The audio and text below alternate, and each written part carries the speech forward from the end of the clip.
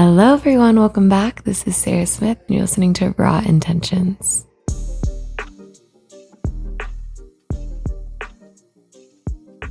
Today is a very special episode. I'm here by myself, a little solo moment, because in 2 days I turn 30. That's right. I'm leaving my 20s behind. And in lieu of an entire decade of my life passing me by and me having to say when people ask me how old I am, that I'm 30, which I think that's going to be the craziest part, is saying that I'm 30 years old. I'm 30, trying to practice it. I thought I would take a solo moment to reflect. I've been doing a ton of journaling, a ton of reflection as my 20s are coming to an end, so I wanted to share my findings with y'all. And if you're watching this on YouTube, and even if you're listening, you'll probably hear some paper rustling. I feel like I'm holding like a study guide or something from when we were in school. But I took like days and really tried to hone in on the words I wanted to say, the advice that I wanted to share, and the moments that I felt from my 20s that were super impactful and possibly relatable to anyone still moving through that time in their lives, or someone that is like me and on the precipice, is that right? Of their 30s. So this is a farewell to my 20s, so to speak. And I have lots of subjects. If you're watching on YouTube, you can see my little outline. So I'm going to be reading off of this for the most part because, as we know, I tend to go off topic and go on tangents. And I really want to try to make this as concise as possible. Oh, and I guess I should give my little elevator pitch just in case this is anyone's first time listening because, I mean, let's be honest, this episode is probably going to go viral. So let me do that really quick. But like I said in the intro, my name is Sarah Smith, Sarah with an H, Smith with a Y. I am still 29 years old. I'm from Madison, Alabama, and currently living in Breckenridge, Colorado. So back in 2016, I was at Auburn, my senior year, studying to be a bilingual occupational therapist. I started making handmade jewelry. I had no money to my name, and my Texas Roadhouse waitressing job wasn't quite paying my non-existent bills of RBVs and sorority t-shirts. So yeah, started making jewelry and necklaces for my friends and family. What started as me doing that as a little side hustle out of my college apartment in Edge West. If you go to Auburn, if you know, you know. I never went to grad school. I graduated college. My business was totally taking off completely by accident. And yeah, somehow 8 years later, it is still my full-time job to this day. So it's called Raw and Rebellious. It's at raw_rebellious. Definitely give us a follow if you don't already. We started with just handmade jewelry, and now we do so much more than that. We've got apparel, we've got hats, we've got prints, we've got custom merch, meetups, bar crawls, pop-ups, collabs, all kinds of things. And I think my favorite part of our brand today is the community. We've cultivated such an incredible group of people over the last 8 years, and people that I DM every single day and that I'm internet friends with, as well as people that I get to meet at pop-ups and in real life and call my real life friends. So it's been so much fun. I love meeting new people and making those connections. And that's really what led me to start this podcast back in June of 2022. Obviously, I love to hear myself talk, so that's number one reason why I have a podcast. But more importantly, I, do solo episodes. I use my life as lessons for other people. I try to keep it relatable, keep it honest, keep it intentional, hence the raw intentions. And I also get to have amazing guests. I get to have conversations with people that both inspire me, people that are friends of mine, to share their stories. And I just get to learn so much. So it's been so much fun having this platform. And today, like I said, is just going to be a solo episode, just me, myself, and I talking about what I've learned in my 20s. And the first thing on my list is titled Things I'm Glad I Didn't Know in My 20s. Because I see this prompt all the time with intros and closed captioning titles on TikToks, things I wish I knew in my 20s. And the truth is, when I really, really think about it, I wouldn't change any of it. The bad, the insecure, the anxiety, the hangovers, the horrible health habits, the one-night stands, because I truly, truly lived. I did what I thought I should do at the time, and I did my best. Isn't that enough? So everything I talk about in this episode aren't things I wish I had changed about myself or realized sooner. I realized it as I learned it and as I moved through it.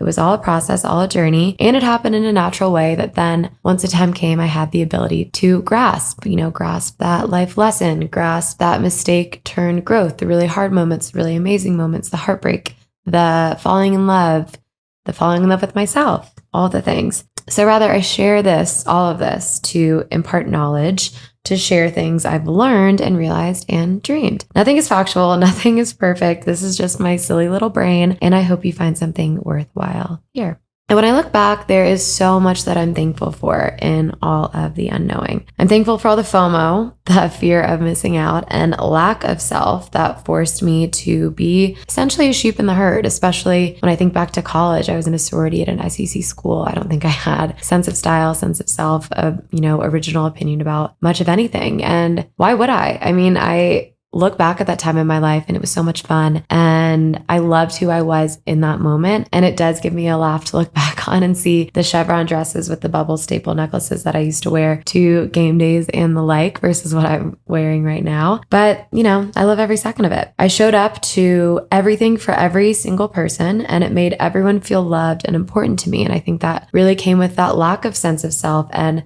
the lack of selfishness that I felt that I was entitled to at that point. Being a, for lack of a better term, I don't know why I keep saying this phrase, sheep in a herd, I was able to just really show up for everyone and really be there for everyone because I didn't know what it meant to show up for myself yet. It made me an amazing, loyal friend because for so long, I put all of my friends above all else, even before myself. And my selfishness did come. It is very much apparent now, but it came a lot later, which I'm also thankful for, because I think if it came too early and I was too selfish, I would have been a loner without the built-in friendships I have now that I've worked so hard to keep and maintain. Another thing I'm thankful for is that I viewed the desire to have sex as just that, rather than understanding the depths of my desires and of my sexual desires, and understanding that what I really desired was to be wanted, to be loved, connected to another human being, held, and of course the sex, but the pillow talk, the spooning, the connection, all of that. Everyone has a slutty phase, right?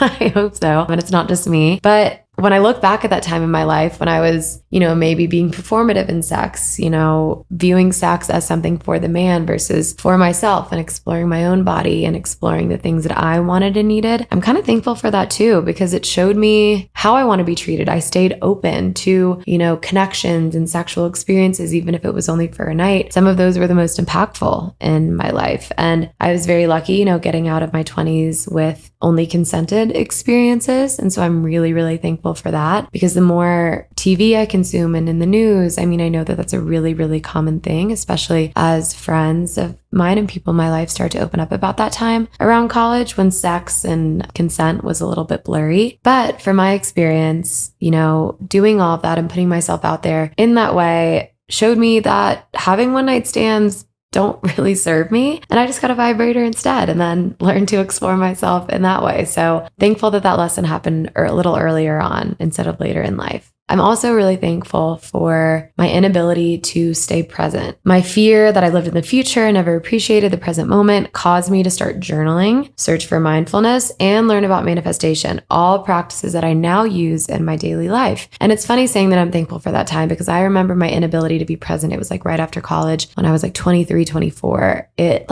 terrified me. It would keep me up at night. I felt like so ungrounded in the present. I couldn't appreciate the moment. I was constantly looking to the next thing, and I was constantly traveling. I was so busy. I was so go, go, go. And I still live a very, very chaotic life, but I've learned how to find present, how to find stillness, and the impact that nature has in that journey for me. And I'm able now to, amongst the chaos, have these daily practices to really keep me grounded. And I don't think I would have learned that had I had this horribly sinking feeling at the time that life was just passing me by. And speaking of, traveling all the time in chaos, I'm also thankful for my lack of understanding about money and savings and being financially responsible, because it led me to travel a shit ton after I graduated college. And those experiences I will never forget. And I feel like because of that and all of these things mixed together, lack of understanding for money, lack of understanding of self-care and sense of self, and the importance of sleep. I had no qualms with staying out all night and then doing it again the next day, and hopping on flights and sleeping in airports, or, hitchhiking my way across various places. I just did what I had to do. And what I love about that is when I look back, I think going into my 30s, I truly can't have any regrets,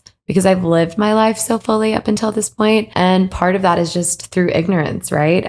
I'm getting older. I get more tired. I need my sleep. I like my routine. So I'm glad that I did that when I had the inhibition to do so. And lastly, I'm really glad I cared so deeply about what other people thought of me because it made me cognizant of other people and their emotions and their feelings. I think if I started not caring about what people think too young, my little juvenile prefrontal cortex could have been careless, mean, lack empathy, and make decisions that maybe I'd later regret. Caring what other people thought kept me in check to a degree, and I'm thankful for that. So these are just a few things, reframing my ignorance that are top of dome. And I said this, but I really have spent so much time on this episode. I've written and I took a little Adderall to really get me in the zone. And I asked friends and family and thinking and researching just what I learned in my 20s, trying to put it into words. And it was a really cool way for me to reflect on the last 10 years. Of course, that's nearly impossible. Things just continuously pop into my head. But as with this podcast, and I've talked about before, I try to turn the things that happen in my life and the things that happen to me that I experience into lessons that can help other people. So this has been a cool exercise. I poured over my old journals, problems I struggled with, things that I feel like were a lifetime ago, some of which were, when I was 20, 21. And I wrote tons of notes for this episode. The content was way too meaningful and important for me to just wing it because, like I said, I really want to make sure I get the message across. So the way I'll go about this episode is by category. I've separated my self-proclaimed wisdom and advice based on the subject matter being discussed. So we've got self, we've got body, spirituality, work, family, friendships, love, dating, and other random tidbits that fit into no category at all. So first we'll start with self. And yeah, these are just going to be bullet points, thoughts, discussion points, little tidbits that don't necessarily flow together. So feel free to take notes if anything speaks to you or journal about it and expand on it in your own time. Okay, sorry, I took a quick bathroom break so I can really settle in here. Okay, number 1. It's okay if your 20s feel like survival. The best years of your life may be coming, and it's okay if you're not quote unquote thriving. I think social media can make it really easy to obviously compare yourself. We know this. I sound like a broken record, but also your 20s can be portrayed as this beautifully carefree time in your life with no inhibitions and, tons of freedom and autonomy and finding yourself. And it can be really romanticized, but it's okay if your 20s were kind of miserable. You're not alone in that, I promise. So try to trust in your own journey and understand that your best years, if they weren't in your 20s, could still be. And even though I loved my 20s, for the most part, I've heard that my 30s are going to be even better. So I'm excited. Okay, next. Being single is wonderful. It's better to be single than be in the wrong relationship or the right one at the wrong time when you're not ready. Next one. Sometimes you just need a good night's sleep. You're just tired. You're not depressed. Me literally yesterday crying in my car. The most loss I ever felt is when I lost trust in myself. When I lost touch with my gut and intuition. Always lead with that. You know more than you think you do. God, I wish I could shake my younger self and tell her that. Learn what that inner voice sounds like. This is achieved through time alone, following through with yourself, trusting yourself and gaining that trust with yourself, making decisions for yourself, standing your ground, believing in something, and existing in stillness versus constantly having distractions. I really think that's the way to, quiet the noise. Not caring what people think is practice. You're not going to wake up one day and just stop caring. You got to take it day by day. I think it's a constant decision. You have to always choose not to care. You're going to do things that people probably are judging you for, but coming back to the sense of self, if you trust yourself and you get used to listening to that voice, that inner knowing, then who cares? Because if you're obsessed with your own decisions, then you're going to care less about what other people think, right? So trying to choose a thing that serves you the most, if you have that choice and you have that power in your life, is also going to help you not care what people think because you're going to be so excited about your decision that you're not going to be looking at others for validation. Okay, next thing. Ground yourself in the moment versus always looking for the next thing. This is something it took me a really long time to learn. But how do you achieve this? I would say practice. I think being aware that you're struggling with being present is so key. And when you notice that, when you're noticing your thoughts and you're feeling that like restlessness in your heart and in your soul, taking a step back and figuring out what calms you, whether it's doing a meditation, doing a breathing exercise, stepping outside and taking your shoes off and standing in the grass, closing your eyes, listening to the wind in the trees. Maybe you live by the beach, going down to the ocean. Maybe you live in a bustling city, just going outside and closing your eyes and listening to all the voices around you and the world still spinning and turning. There's so many ways to do this. Journaling, talking to a friend, talking to yourself out loud, praying, manifesting. It's different for everyone. To me, nature is very grounding and healing, but it's not for everyone. And again, it's a practice. Next one.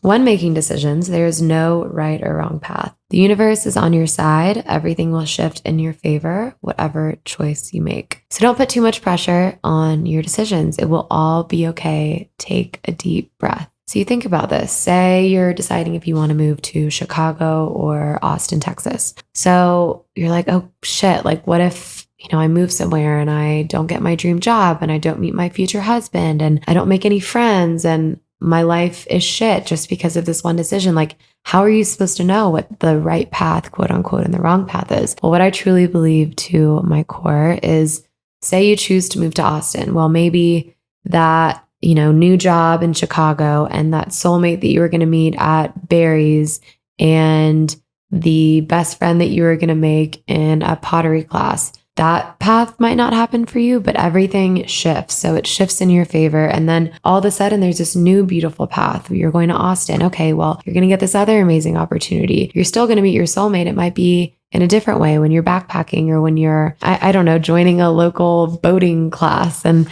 you'll still make friends and all of those things. So put less pressure on your decisions make or breaking your future, because, and a great book that discusses this is called The Midnight Library, which just kind of personifies like what that looks like to have all of these different alternate realities. So that's what I would say, is just put less pressure on it and go with what feels good to you at the time. And I promise everything will fall into place the way it's supposed to. And you can always change your mind. Nothing is permanent. So let's say we're thinking about, let's do something different here, going to a wedding versus not going to a wedding. Okay. I feel like this is a constant theme in my life because I have a million weddings. Think about it like this. Say you're really stressed out. You just moved houses and you have a wedding coming up, or you're going to have a wedding coming up when you're in the middle of this move and you're torn about what you should do, what the right thing is. My mom told me, sit down or get present and make a decision one way or the other. So say you pretend like you're going to the wedding. Sit with that. How does that initially make you feel? Like you officially decided to go. Are you excited to see your friends? Are you amped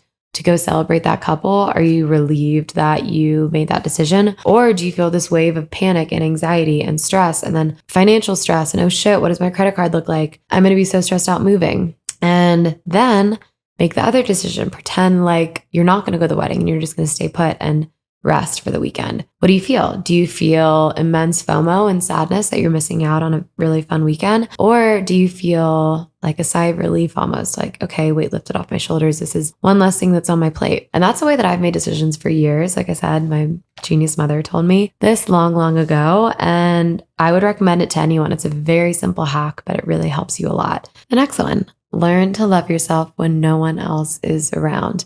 This was a lesson that was kind of put on me because I tore my ACL and I couldn't do anything. I couldn't walk. I couldn't go anywhere. I was in recovery for a while before I could even comfortably sit at a restaurant with my friends because my knee, I mean, if you know, ACL is a fucking bitch. And during that time, I went through a depression that I had never felt before. I was probably at the lowest point of my life. And I want to say it sounds silly because it was just a temporary injury, but I don't want to invalidate myself. Like, it was a very valid feeling. Anyone else that's going through that, I totally understand. And so many people that I've talked to with that similar injury have felt the exact same way. But I felt lonely. I felt really worthless. And I couldn't quite figure out how to be happy, how to love myself, how to measure my worthiness in the world when no one else was around. And that was a really big lesson to me because I realized that much of my self-worth I was putting in the hands of other people. I was using other people as a mirror to tell me like, oh, you're funny, you're beautiful, you're a part of things, you're fun, you like to go out. This was a huge realization for me because I found that because I was someone with a flexible schedule, especially with my work, I was making it my entire personality to be a yes man. I could be anywhere. I could go on any trip. I could be at any party, and I could,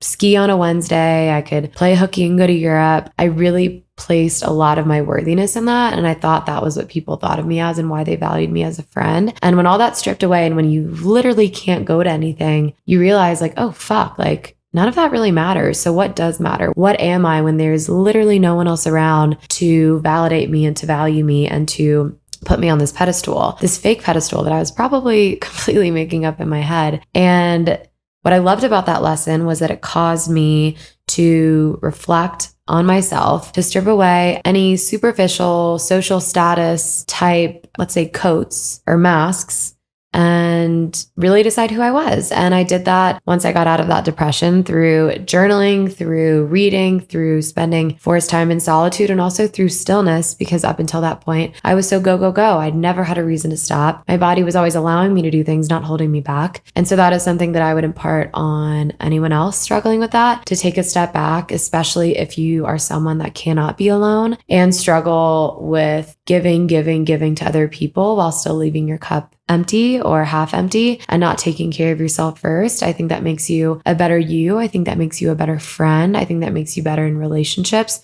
to your family if you learn what you need and how you're valued when no one else is around. Okay, next thing. Showing up as authentically yourself and being accepted is everything. Wearing various masks and being accepted for who you pretend to be will always be exhausting and never rewarding. And this was something I learned when I moved. I moved to a completely new place because I felt stifled. I felt like I lacked autonomy and I didn't know who I was. And I could feel myself performing in these roles that felt like I couldn't escape them when really they were all constructed in my own mind. And moving somewhere new allowed me to decide who I was, decide how I wanted to introduce myself when I went to a party where I knew no one, decide how to show up in a social situation, decide how I want to spend each day and each weekend when I truly have the choice. And in moving somewhere new, and I'm sure lots of people can relate to this, when you decide to show up authentically as yourself, and once you figure out what that looks like, when you are accepted for who you are, that is the most rewarding thing on the planet. That's how you make really deep, soulful connections and relationships and friendships, is by connecting with someone on the rawest level of yourself. And I think that all comes back to everything we've talked about, knowing yourself, learning who you are, learning who you want to be, learning how you want people to feel when they're around you, how you want to leave a situation and what kind of impression you want to leave. So those are all things I learned from moving away to somewhere where I didn't know anyone. I'm sure there are easier ways to achieve this, but also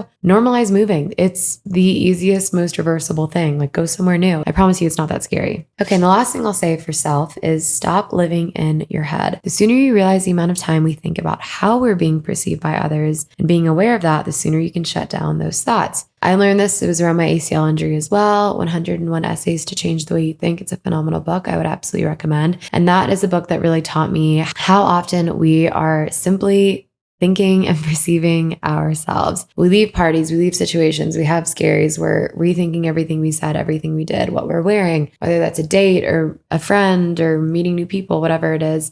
And if you take a second to think about it, whatever line or weird joke that you made that you're replaying in a loop on your head, can you replay in a loop in your head anything that anyone else said or did at that function? No, because everyone is always thinking about themselves. They're using you as a mirror to see how you're perceiving them, to then decide what their value and what their place in that social situation is. And I think the sooner you realize that no one's really thinking about you, the more freedom that you have to be yourself and to act in a way that has no repercussions, because no one's thinking about you and no one cares. So stop living in your head.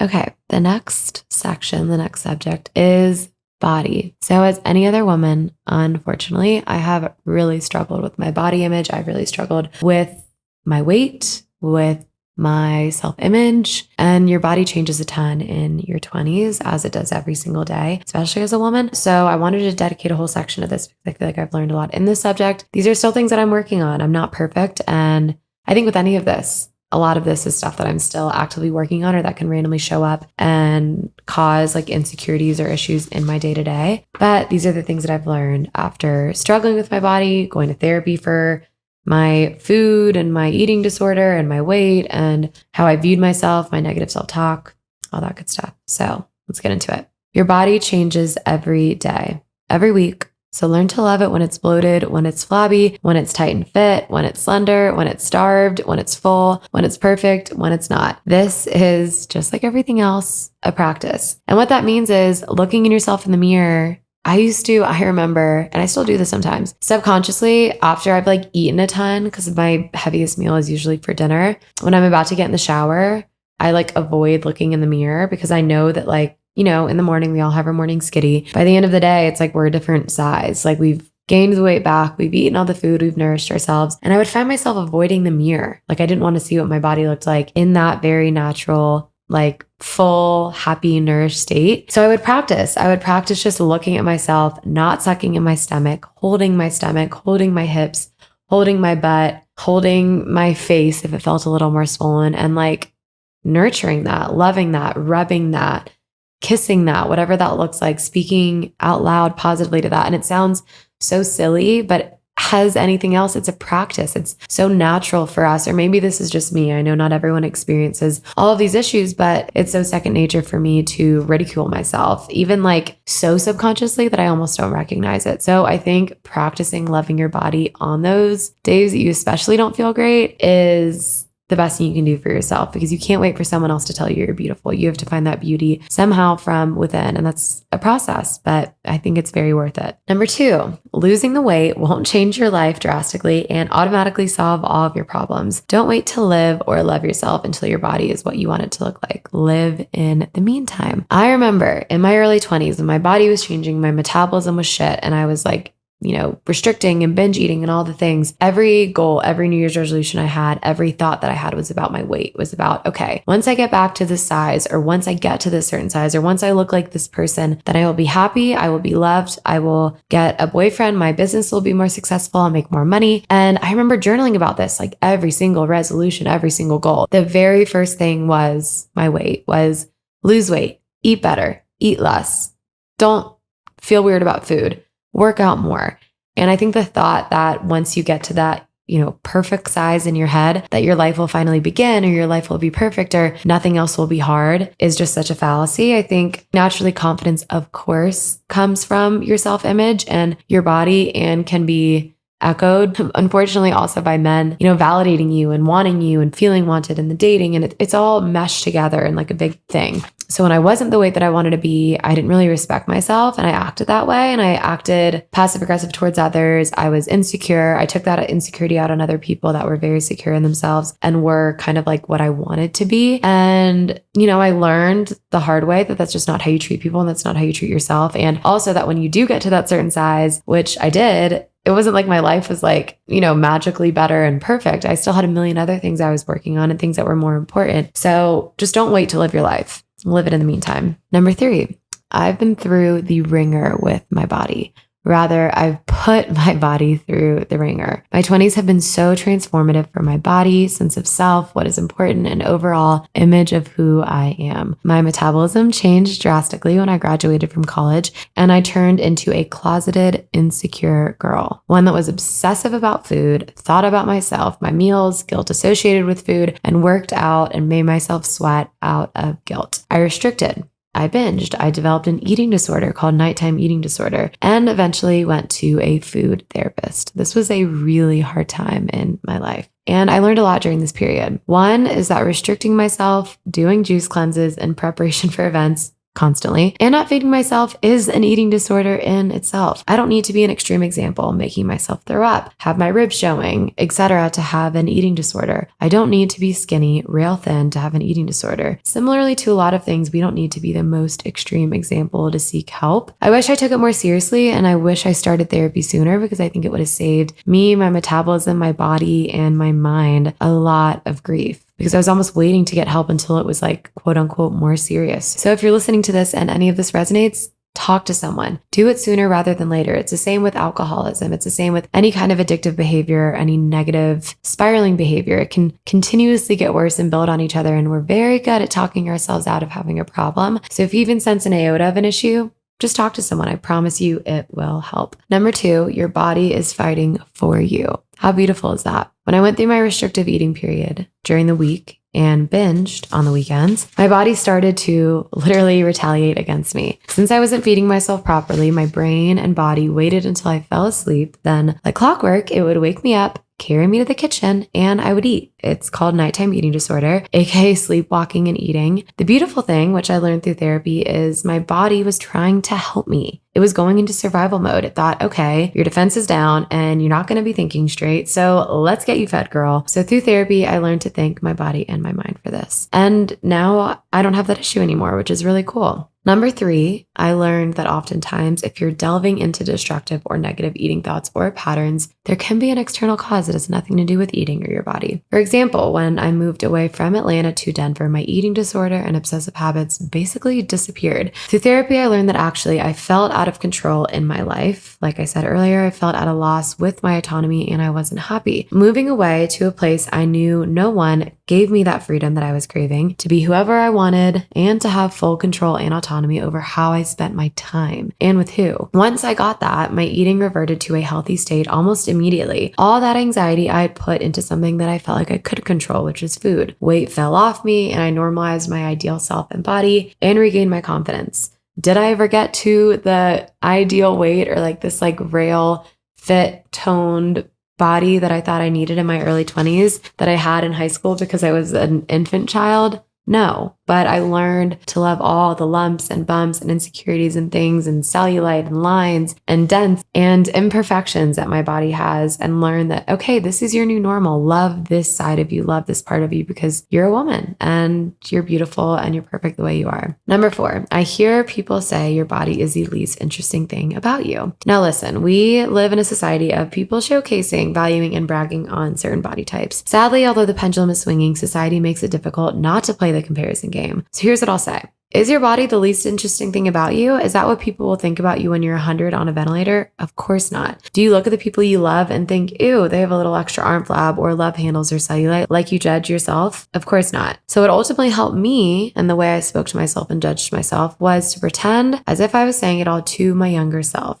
My 3-year-old self twirling in a dress in the living room, eating chocolate cake for her birthday, aka for my birthday, and playing make-believe in the backyard. Imagine saying whatever negative thing you're thinking to that little girl that is still you. She is you and you are her. And that helped me unlearn so much. And it's still a practice that I have to this day. In the same realm of this, buying more clothes and getting extensions and fake eyelashes and looking at models online in bikinis, hoping that you'll look like them when you buy the product won't make you love yourself anymore. I hate to say it. Sadly, therapy, time spent alone, reflection, and understanding your worth when no one is around to validate you is the true self-love practice. In the real world, there's no Instagram post existing on your forehead where you've got tons of likes and comments and you can't base all of your validations on frivolous things like guys staring at your perfectly perky boobs or always wearing the latest trends, because I tried that and wasted a lot of time not focusing on what was really ailing me, making me not love myself, and in exchange just wasted a shit ton of money. As far as get skinny, quote unquote, quick schemes, avoid. Feed your body whole foods, move your body for reasons centered around strength and ability if you can, and less about your waistline. Get rid of the pair of jeans from high school that you're saving in the hopes that you're fitting back into them, and listen to what your body asks for. That's another thing I've learned over the years is any cleanse, any diet, any lifestyle change that really is, you guessed it, a fad diet, program, something you can buy, Ozempic, any of these things, I think they're going to do more damage in the long run than it's worth it to get that short term without really trying goal for your body and yourself. Because like I said earlier, getting to that goal weight isn't going to magically solve all your problems. And when you take that thing away, that very temporary quick fix solution, you're going to be back to where you were, and it's going to be even harder for you to, love yourself at maybe what your more natural state is. And above all, remember this.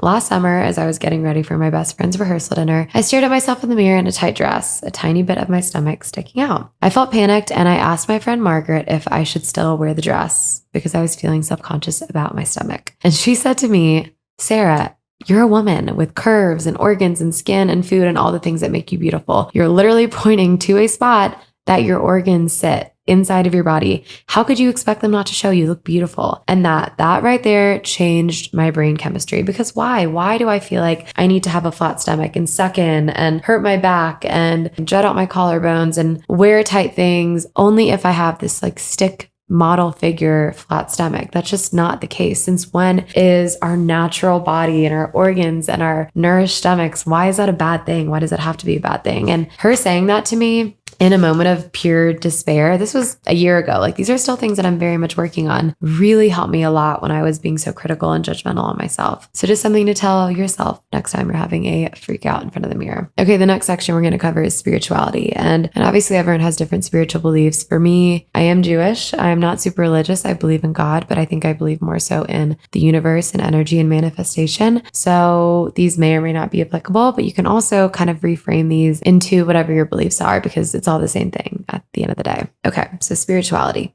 One thing that I have learned that I've truly embodied is that I am absolutely the luckiest girl in the world. Everything happens for me, and I notice so much more good since embodying this practice.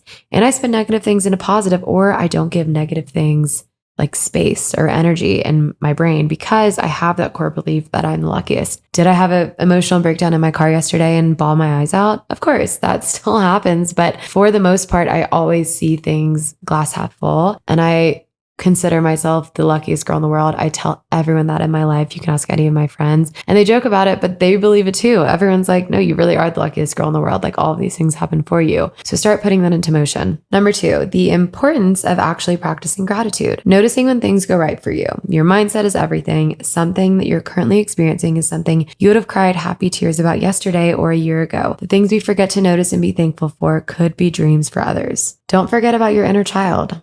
Look at baby photos, watch home videos. You are your younger self, and your younger self is you. How can you make her proud? How can you make her happy? How can you live your life in a way that still embodies that inner child? Number 4, living in a state of neutrality holds so much power. I am happy if I get this thing. I am happy if I don't. The universe rewards neutrality as it is a state of openness to receiving. Number 5, the water keeps running. The stars are always there to look at night. The sun rises every day. And to me, this serves as 2 reminders. Number 1, it will all be okay.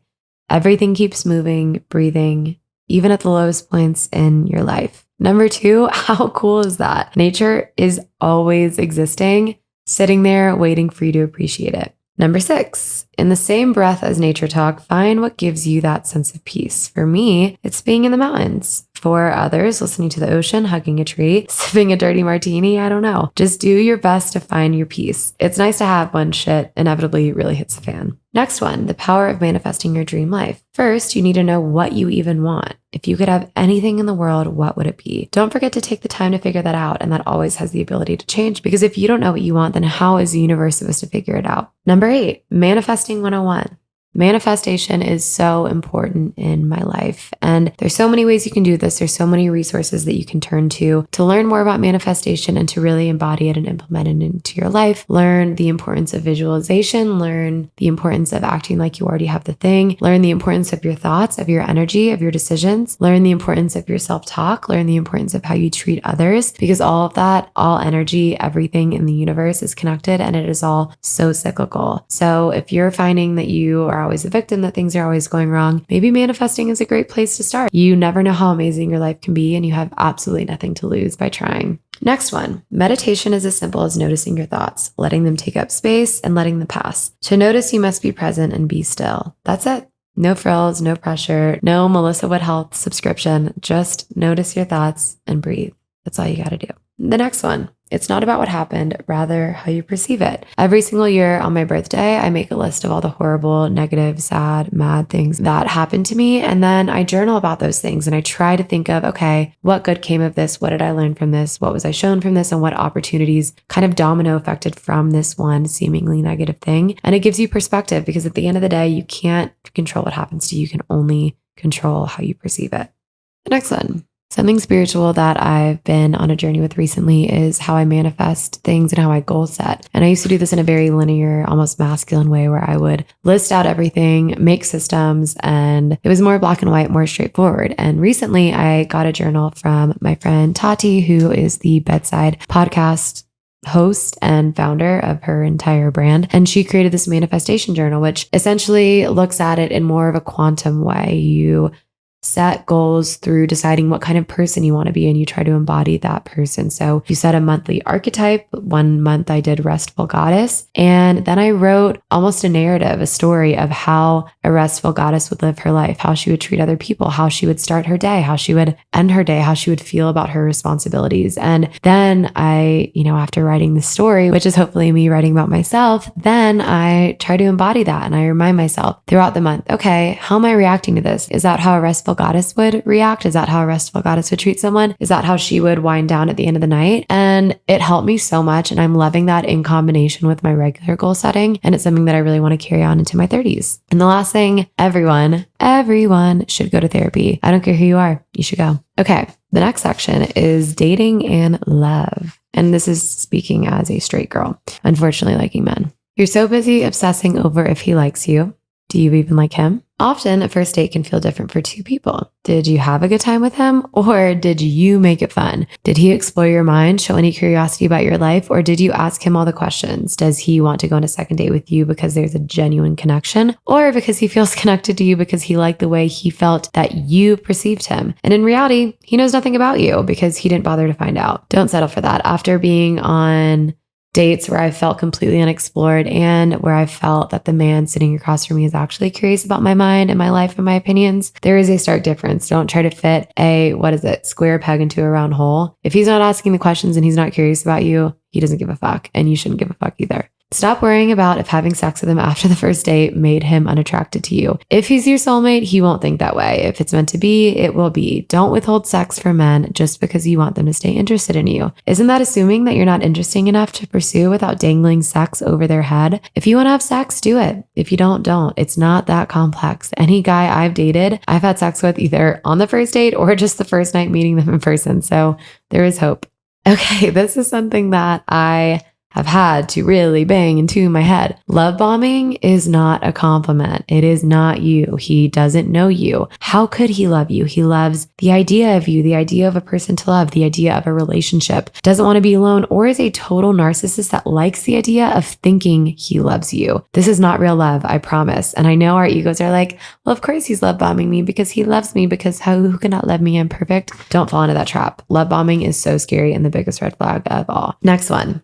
If he wanted to, he fucking would. This is a lesson that I learned literally a couple months ago with my current boyfriend. He wouldn't look at your Snapchat story. He wouldn't like your photos on Instagram. He wouldn't forget to text you back or never make plans. Rather, he would make an effort. He wouldn't have seen your Snapchat story because he's too busy calling you to hear about your day. He's already seen your Instagram feed post because before you posted, he asked to see pictures of your trip because he genuinely cares. An effort that is seamless because he wants you. Flighty and non-committal behavior isn't trying to play hard to get. They just don't want you. All of the social media bullshit and liking your stories and responding to shit on social media but not reaching out to you is meaningless. Please stop putting meaning in that. And I'm telling that to myself too.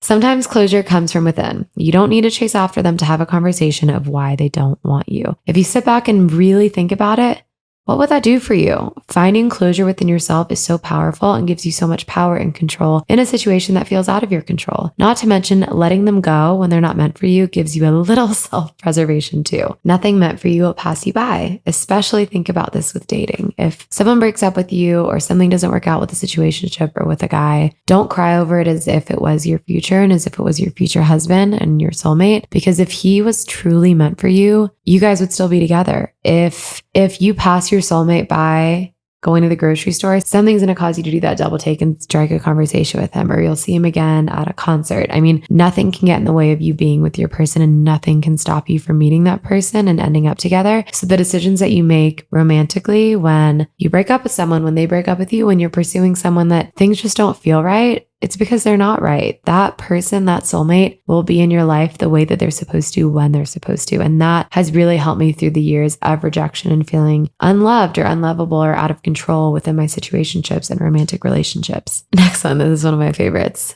It'll happen when you're not looking is total and utter bullshit. I fucking hate when people say that. The classic people that say that are the girls that have dated their boyfriends since they were like 5 years old, or who will probably end up getting divorced because they don't really like their husbands anyway. You have to look and try. You have to put yourself out there, admit you'd like to meet someone, and then literally and figuratively put yourself out there. Take inspired action, manifest, and put it into practice. It doesn't matter what people think about your boyfriend. Well, to a degree. I used to be so caught up with that, especially through the lens of social media. When I would date guys or when I would start talking to guys, I would think, okay, well, what would my followers think of them? What would Instagram think? Do other people think they're hot? Are they like the standard of physically attractive and cool and suave that would get that validation in my social circles? And I think it matters what your friends think to a degree. They love you and care about you. And if your friends don't like who you're with, then I would maybe take a look at who you're with, because your friends don't really have a reason to voice anything, because it's a very uncomfortable conversation unless there's actually red flags and things that they see as concerning. But don't be so caught up with your friends needing to be best friends with your boyfriend, needing to be obsessed with your boyfriend, needing to think that your boyfriend is attractive and the best person ever. We all have different tastes. We all have different people. As long as they treat you well and they're, good to the people in your lives and your friends like accept them, then you're good. You don't need to worry so much about what other people think about your boyfriend or your significant other. Next one, don't forget to date yourself first. I had to find a way to love myself first when I couldn't use a man's opinion of me to decide my worthiness and if I was worthy for love. And in that same vein, we accept the love we think we deserve. If we keep letting men walk all over us and treat us like shit, what does that say about how we think about ourselves? How can we expect others to love me when I don't love me and when I don't respect me? You have to put out that respect and you have to put out that love in order to receive it. Next, having a type. There are things that matter and things that don't. Getting super caught up with the type and putting blinders on like I did with Hinge, where I paid extra to make my height range like 6'2" and above and not show anyone below that, I would have never met my boyfriend. He's like 6 foot. That would have been under my dumb ass fucking range. Height does not matter. Physical things don't matter. Things that we think we need, the brunette, the blonde, the long hair, the short hair, the hairline, all of these things are so superficial. And once you get past you having this specific type, 9 times out of 10, your soulmate and the person that you end up with is probably not who you expected in the best way. They're better than you could have dreamed. And having a type can put blinders on and make you miss people. You'll never miss the person you're supposed to be with, but maybe it'll take you a little longer to figure out who that is. Next one, in the same vein, keeping an open mind doesn't mean that you're settling. I thought this for a very long time, and I've talked about this with my current boyfriend. I didn't really like him at first, and I kept an open mind more so that the universe saw that I was trying. And then once I actually had my preconceived notions dismissed and I got to know him, I realized that he was like the best person I ever met. And when people used to tell me to have an open mind, I thought that meant to settle. And I was like, I'm not going to settle. I love my life. I love myself. But that's not what that means. To keep an open mind and give people a chance to surprise you. Next, you should never have to convince someone of your worthiness, that you deserve their love or to stick around. I have done this before and it never works out. If they love you, they love you. You should never have to convince someone to love you and appreciate you. This applies to dating and also friendships. Not everyone that comes into your life is meant to be there forever. Learn to let go if someone doesn't serve you, and remember you're not always the main character. Maybe you were a lesson to someone else and that person just needed you for that time. Yes, a lot of people come into our lives and a lot of people leave, and a lot of those people we learn from and serve as lessons to us, but don't forget that you can also serve that in other people's lives. There's not always meaning for yourself. Or maybe your meaning was just to be there for someone else. Don't be too cool to want a relationship if you do want one. Let that fucking ego go. And that's honestly in everything ever. Put that ego to the side. And finally, if it's not a fuck yes, it's a fuck no. Just going to leave that at that. The next section we're going to talk about are friendships. To be a good friend, you have to be selfish. What? What do you mean by that? Well, if you're too busy running around for everyone else, your cup is empty. You can't pour into others' cups when yours is empty. It's okay to be the main character. Don't always resort to being the supporting character or relying on other people's opinions of you to decide the entirety of your sense of self. So always fill your cup first. Always be selfish and take care of yourself so that you can then treat others the way that they deserve to be treated. You are so impacted by who you surround yourself with and who your friends are. If your friends don't respect themselves, respect others, want to do similar things, do negative things, or things you don't want to do, or hold traits you don't love, ditch them. Find friends that inspire you, that challenge you, and that you look up to and are inspired by. If a friend spends all their time talking shit about others to you, they're probably talking shit to others about you. And they're probably doing the same thing to you. You can't trust them. Not a good friend. Kick in with a curb. And that also probably means they're incredibly insecure. And with that same point, if you're nervous to leave somewhere early because you're scared they're going to talk shit about you when you leave, they're not your real friends. That is something I more struggled with when I was younger. I remember at a sleepover, being nervous about falling asleep first or leaving a party early because I was nervous that everyone would just talk shit about me. And that's so funny to think about and not really reality, although I think when we're younger, maybe it was. But yeah, those aren't your real friends if that's something that's going through your head. So often I've met people that I'm dying to convince to like me. I want them to want to be my friend. I get bad vibes from them. They don't laugh at my jokes, and I obsess, make it my sole mission, my sole purpose. Why don't they like me? I'll just change that. Well, no, with friendships, as with dating, it's important to stop and think, do I want to be friends with them? 12 times out of 10, no. If you're not vibing with them and they're not vibing with you, that's okay. Let it be. Next, if you want to make friends, you have to try. You have to admit that you want to, which is similar to dating. And with dating too, if you want to make connections with new people, get out of your ego and ask about them. Put all your focus, especially if you're nervous, into getting to know that person as best as you can and make it less of a nerve-wracking experience where you're focusing so much on yourself. Just focus on that person. Be a good listener. Give your advice and life experiences only when it's helpful, not to hear yourself talk. Don't forget to listen and don't forget to learn. When your friends are grieving and going through a really hard time, don't let your ego get in the way of reaching out. They won't remember how you reached out. They'll remember that you did. I think oftentimes we get really caught up. It's, if there's a death or a sickness or something really hard that your friend's going through, you get so caught up in the how, like, what do I say? Will I say the right thing? What do they need from me? That it keeps you from reaching out and being there. For anyone that's ever been through a hard situation, do you remember exactly what that person said? No, but you remember that that person showed up in some way and was there for you. There's no right or wrong way. Just be there for them and take the self and the ego out of it and focus less on what you're saying and more about just being present and there for that person. You can literally handpick your friends. You don't have to be friends with everyone and everyone. And a smaller circle is not a bad thing. As you get older, yes, you have less friends, but that's an amazing thing because you're just handpicking and choosing very carefully who you want to be in your life and pour your time into. I mean, how cool is that? It's okay that it's harder to make friends post-college. We're used to being all in the same class, all in the same herd, with the same life experiences, experiencing life side by side at a parallel with so many natural commonalities. Making friends as an adult takes way more effort and intentionality. It's exhausting. If you want a friendship to grow deeper, one-on-one time or scheduled hangouts without the mutual friend that connected you is key. It takes time, it takes effort, and it's worth the wait, I promise. Your adult friendships will differ than the ones you've had since childhood, and that's totally okay. Welcome them in and allow for different people to serve different purposes in your life. You can have different levels of friends in your life. Deep, deep friends you call when you're crying, when you want to talk about your work, when you want to do a certain activity.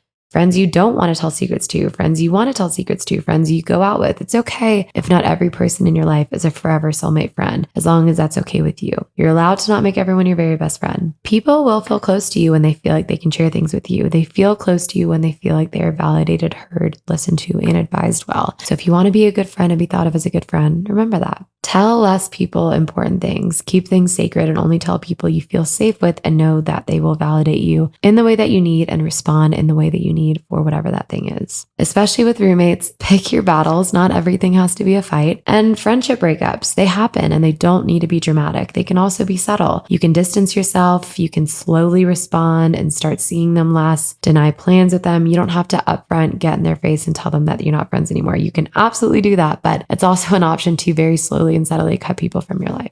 Next section, family. Our parents had no fucking clue what they were doing, so it's okay that we don't either. Do you want kids, or has society just made you think you want kids? I was talking to a few girls about this last night. I think as a woman, when you're little, you get baby dolls, you play house, you play kitchen, you play mom and baby and family and all of those little games. And we're almost bred from a young age to want children. And that's something that I think about. Do I want kids because I genuinely, innately want kids? Or was this kind of an opinion that was put into my head subconsciously from when I was a little girl? I don't really know the answer to that. And I do think that I genuinely want kids, but it's okay to not want kids too. That doesn't have to be the norm. It's completely up to you. This is something that I hope from having friends that have become mothers in their 20s, that being a mom doesn't mean you have to give up total sense of self and everything about you. I think society has evolved in a way that allows women to still coexist with their former selves and their current selves and being a wife and a mom and just Sarah. Yes, I'm sure my life will change drastically. And yes, I'm sure that being a mom is both the most beautiful thing and one of the hardest things I'll ever go through. But I do hope that I can kind of shape motherhood to me, and make it more enjoyable for myself. In the realm of family, something that's super interesting is realizing that your parents aren't perfect, that they're people, that they are two individuals that came together and then had you. As you get older, you realize that, oh my God, my parents were this age when they had me. They had no fucking clue what they were doing. No one knows what they were doing, like I said earlier, and your parents are imperfect. They're doing their best. They're trying to impart on you what they know to be true. It's okay to teach them lessons. It's okay for them to be wrong. It's okay for you to fight. I think respect is still really key, but your relationship does shift sometimes to more of a, superior, inferior dynamic to more of like a equal friendship. And the conversations have more depth and more basis because you've got more life experiences and things to teach them too. So I think just realizing that they're human and they were young once too is such a funny thing in your 20s, and your relationship changes a lot. And they change a lot with everyone in your family. I mean, your siblings, I have a brother, and best case scenario is as you get older, rather than punching each other and painting my brother's fingernails, he's one of my best friends now, and I love him and we have an amazing relationship. This is obviously best case scenario, but I feel very lucky to have that relationship evolve. Like I said, with your parents, you realize that they're humans and you love them for their imperfections, their perfections, their flaws, and I know that they're doing their best. So I try to learn from them and grow with them, from them, and teach them as I go too. And my grandparents, I also start really viewing them as real people. And not just my grandparents. I am someone that is very lucky that I still have 3 grandparents in my life. And when I was younger, I remember being pretty dismissive when my grandparents would tell me stories about their childhood and about their lives. I would be like, blah, blah, blah. I don't really give a shit. This doesn't matter to me. But now I'm like so curious. And because I'm so lucky to still have them in my life, I want to ask all the questions. I want to listen to everything they have to say because sharing their stories is so fun for them. And they also, your grandparents love spending time with you. They love hearing from you. So call your grandparents, visit your grandparents, spend time with your grandparents, because as you get older, that becomes less dependent on your parents making the plans for you. You're an adult. Go visit your grandparents on your own. You don't need your parents to plan a family vacay. You do learn another thing about family, that family is everything, but that it can also be optional. I have some friends that feel closer to me and treat me better and love me harder than some of my family members. I have members of family that I've lost touch with or family that I just can't stand to be around. You don't choose your family, but I think it's okay to choose not to force a relationship. Like friendships to a degree, if they don't serve you, it's okay to distance yourself. Okay, next thing, work. Things that I've learned in my 20s. Just do it. Start the thing. You're wasting your time wondering or researching or perfecting or waiting for the right time or worrying about what others will think. Just do it, as Nike says. Number 2, it is not normal to fucking hate your life because of work. If your job is bleeding into your off hours and if you spend your Sunday dreading your Monday and your work is causing you massive amounts of stress and anxiety, find something new. You're so young. You have so much time. Next, stop normalizing being an entrepreneur or that your work has to be your passion. It's okay if your job is just that, a job. It's okay if you have a boss and you're not a girl boss, as they say. It's not for everyone and it is far too glamorized. I mean, I don't know if I'd recommend entrepreneurship to a lot of people. As long as you have passions and things you like to do, if your job pays you money to allow yourself to do the things you love, who cares? It doesn't need to change the world. It can just pay the bills. If you do start your own business, your why is very important, but it's okay if that changes. If the core of your business changes, if what you sell or what you do or what you provide does a 180, keep true to you as you grow. It's okay to care what people think. The important thing is working past it and not letting it stop you from starting the thing or the podcast or doing what it is that you want to do with your life. Try your best to push past it and be aware of it. Next, learn as you go and don't get too ahead of yourself. Grow as it happens naturally. This is especially for business owners. Don't compare your business and your baby to other businesses, and don't force yourself to wear bigger pants than you should. Just be. Just because someone is older or has a degree that you don't, that doesn't mean they know more. Take in information without it being absolute truths. This was something I had to learn in my 20s the hard way. Conduct quarterly or yearly check-ins. Are the systems that we are using and the things we're doing working?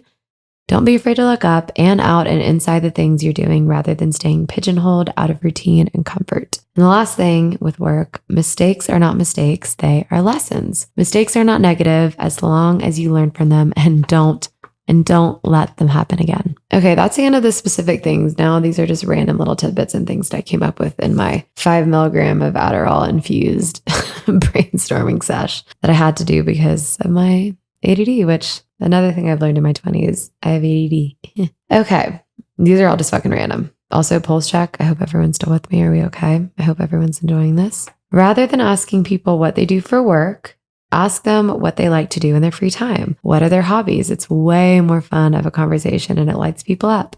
I said this earlier, the more you're obsessed with the things that you choose to do, the path you take, the career and hobbies and how you spend your time, the more you love it. And the less you'll need people's approval of those things. Number 3, most people aren't judging you or thinking poorly of you because they're not thinking about you at all. In reality, everyone is too busy worrying about themselves, thinking about themselves, wondering about how others are perceiving them. No one is thinking about you ever. Let that be freeing. Number 4, hobbies are so important. And remember, you don't have to be good at your hobbies. Don't let the fear of being bad at something stop you from trying or claiming it as something that you love. Number 5, time is the most valuable thing we have. Number 6, creativity is the root of everything. What you make doesn't have to be witnessed, recorded, sold, or encased in glass for it to be a work of art. Through the ordinary state of being, we're already creators in the most profound way, creating our experience of reality and composing the world we perceive, because the work you create is a reflection of how you see the world. And those, by the way, are not original quotes. Those are 2 quotes from a book, The Creative Act, that I've been reading, but I loved it. Next one. Feeling lost in your 20s is a normal and human experience. If nothing else, it's great. It means you're finding your way. Don't feel pressure to figure it all out. Don't feel pressure to conform to other people's timelines. This is a hard thing to unlearn, as from adolescence to college, we're surrounded by our peers on similar timelines as each other, and it's normalized and socially acceptable. When we graduate, it's a fucking free-for-all. Try to find ways to be okay with that. How do you do that? You accept yourself and your flaws and know that growth isn't linear, and neither is life. Your career doesn't have to be linear or on an upward slope or be super impactful or your dream. You can be in a relationship or single or not your most fit or your skin is breaking out. Nothing is permanent. It's all ever changing. It's all temporary, and it is all a process and a journey. Your 20s are so temporary. Everyone says it just keeps getting better, but life and time also keep slipping away quicker and quicker. Everyone says this, and it's a cliche because it's true. Time flies. Rather than being paralyzed by the unknowns of life, embrace it. You have no responsibilities in your 20s, relatively speaking. Let's just say you're single. You have no kids. You support yourself. You pay your own rent.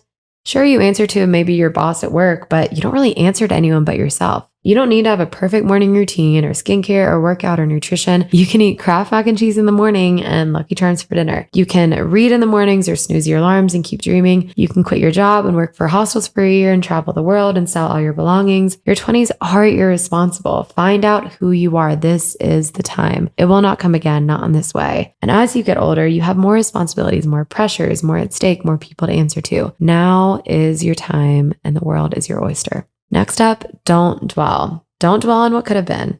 Why did I waste 2 years with my ex-boyfriend? Why didn't I move to Australia and instead stay in my hometown? Why did I start this job instead of taking a gap year? Social media can really do this. You see how others are living their lives, and it's easy to regret what you're doing. Why didn't I do that thing? Here's the thing. Everything happens for a reason. You have full autonomy of your life. If you hate something, if you're miserable, if you're wishful for another life, what's stopping you from booking that trip? Don't dwell on quote unquote lost time and the things in your past. Instead, wake up and make the change. And if you do make that change and you're standing on the shores of Hawaii, feeling the earth beneath you, wondering, God, why didn't I do this sooner? Who cares? You can't control that. But guess what? You're here now. You can only control the things you can control. Worrying, stress, regret is like a rocking chair. It gives you something to do, but it doesn't get you anywhere. After college in your 20s, it's easy to focus on ways you're lacking, the ways you can't relate or feel different or behind or ahead or better or worse than others. A lot of what we value within ourselves is in comparison to other people. Feeling like you have more than others makes you feel ahead, as well as what we lack we feel based on looking at what others have. Again, social media propagates this so much. We think we're alone in our struggles and life experiences. What you will learn if you set preconceived notions aside, because we are naturally very judgmental, and the sooner you realize that, the sooner you can try to call it out as it pops into your brain. Once you put those preconceived notions aside, you go into meeting people with an open heart and mind, you will find that we are all much more alike, feeling very similar emotions than we are different. So you're not alone. Many things that are truly worth it and sustainable in life are long game things. Our attention spans are shortening. We want fast cash, fast success, fast validation, but that's not sustainable. Learn to enjoy the journey. Create big, fat goals and dreams. Then create systems. Systems are everything. Your small goals and manners in which you think you can attain that goal. How do you do it and make it a lifestyle? The small things are everything. What motivates you? Checking things off the list, eating a piece of candy when you finish something. The sooner you find what motivates you, the sooner you will achieve your goals. And with goals, dream big. As you get older, you'll start to see the bigger picture. You'll set goals that will set you up for the next 5 to 10 years. So dream super big and do whatever you want and try whatever you want. And with that being said, you're young, so don't get too caught up in the future and providing for your future family, paying for their college funds, that you lose out on everything fun that's in your 20s, that carefreeness, things that you have the rest of your life to worry about. Just be young while you're young. Something I've learned as I've aged is I never feel old. And I don't know if I ever will. My parents told me something once. We were talking about having dogs. We never grew up with dogs, just cats. And I told them that I'd like to get a dog one day when I'm more settled. And my dad said, we always said, your mom and I, that we would get a dog when we're more settled. And we're in our 60s now. So I promise you're never going to settle. And I feel that. They are so young at heart, my parents, and young in the way they live their lives. And I realize as I get older that age is such a mindset. And if I want to feel forever young, I can. Something else I've learned as I've aged, I've always made fun of friends getting married earlier in life and them spending their weekends mowing the lawn and painting their white picket fence versus going out and having fun and doing Molly at a concert till 2 a.m. But now at almost 30, I'm with a man that I'm in love with. And because I've lived so much and stayed out all night and traveled the world, I feel ready for this next chapter. I don't think I'll ever stop living in that way, but I don't laugh at it anymore. It kind of sounds nice, the calmness and steadiness of it all. And that's because at that time when I used to laugh and make fun of that for everyone else, I just wasn't ready, even though I thought I was supposed to be. And my friends doing that before me, why laugh at that? We're all at different timelines and that's what they were ready for. Why am I being judgmental on someone wanting something different? There's so much beauty in that. This one is totally random, but I feel like it needs to be said. Credit cards are real money. Debt is for real. So take that seriously. Treat your credit cards as if they are real money, not like they're these little pieces of plastic. Next one. I love this one. Ooh, this is one of my favorite points. So we spend a ton of time scared that people are judging us or that they're talking shit about us. Think about all the people you pass on the street or see on Instagram or think of after an event to talk to your friends about and you say positive things. Think of all the people you silently admire. Rather than focusing on, oh shit, do they hate me? Think, I wonder how many people look up to me. I wonder how many people are saying really nice things about me, because there are people that are thinking that. And in that same token, if you think something nice about someone, don't keep it to yourself. You never know how you can make their day. If you have the means, travel is so important and expansive. Go see the world, other cultures, and awaken different parts of yourself. Be who you want to be, and if you do have the means and ability to travel, remember how lucky you are. Moving to a new city, new state, new country is not a big fucking deal. Nothing is permanent. You can always move back. And oftentimes I think that feeling of permanence is due to us being scared of what others will think if we move somewhere new and hate it and leave. Will they judge us? It doesn't matter. Just try it. Obligations are not requirements. You have autonomy. You can say no to things, and there's so much power in saying no. Next, let people surprise you. Recognize that, yes, I judge this person based on their appearance or accent or origin or tattoos or outfit or from my own life experiences, and find pleasure and laugh at yourself in being proved wrong. You're a judgmental bitch, okay? Just accept it and try to be different. Okay, back to autonomy. Autonomy can feel really scary. When I think back to traveling by myself, there's always this utter aloneness I felt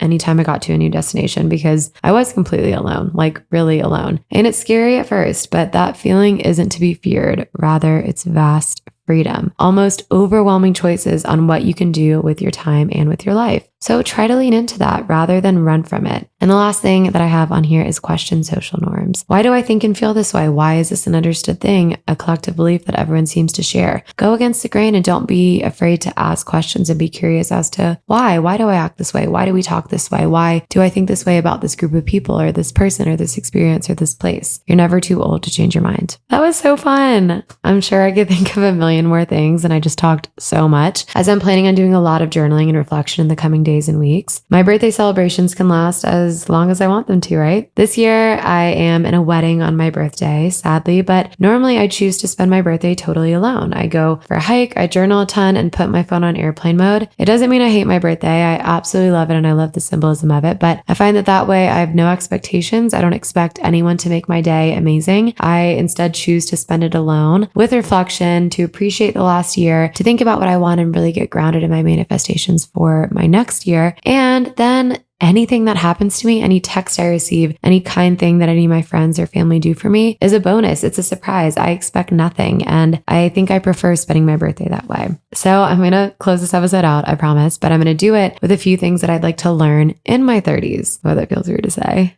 My 30s.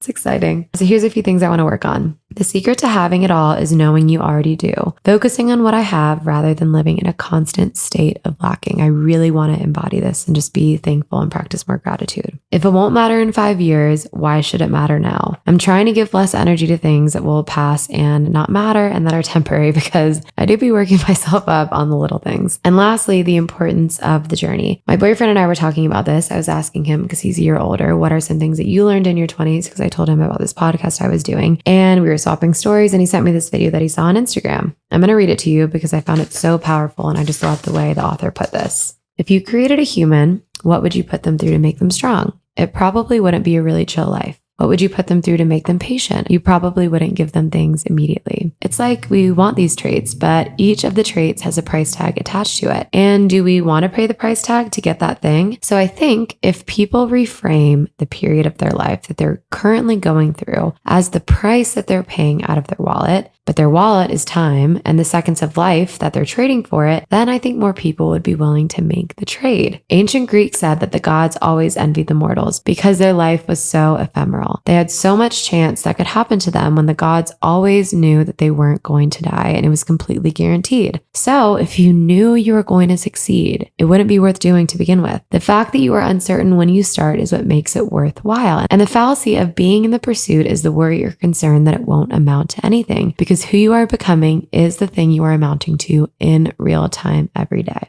And I love this. And I had to listen to it a few times to really understand what he was trying to say. But I just thought that was so powerful. And it comes back to what I said at the beginning. So much of the things I'm talking about today, I don't wish I knew. I wouldn't change the past, because every journey, every tiny experience, small moment, big and little mistake and misconception taught me little by little to get me to where I am right now. And how cool is that? It's very heady of an explanation, but I just loved it so much. And this is just the beginning. Your life isn't over as you know it if you are turning 30 as I am. Don't let society age you. You have your whole life ahead of you and it keeps getting better. Celebrate, don't mourn. Be thankful for this brand new journey you're about to embark on. Be thankful for everything you're about to learn and for all the life you already have under your belt. Okay.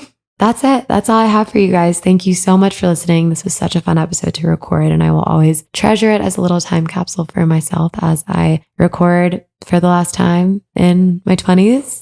This is crazy. Everyone, don't forget to wish me happy birthday. It's on September 20th, which this episode will air later. So if you did forget, I always accept late birthday texts. Sometimes those are even better. And thank you guys so much for tuning in. I hope you enjoyed the episode. I hope you learned something. If you have any thoughts, I would love to hear them. If you like what you heard, I would love if you could leave us a little like, rating, or review. And you can follow us at Raw Intentions Podcast, anywhere you get your podcasts. And you can find us on Instagram at Raw Intentions Podcast. And please slide into my DMs. Tell me what you liked from the episode. Tell me things that you've learned in your 20s. Maybe if you're already past your 30s or through the majority of your 30s, give me some advice on what to expect. I would love to hear from you guys. And that's all I have for this week. So thank you so much for listening. Wish me a happy birthday. And for all the fellow Virgos out there, happy birthday. Sending you love, hugs and kisses. Have the best weekend of your life. And I will talk to y'all in my 30s. Bye.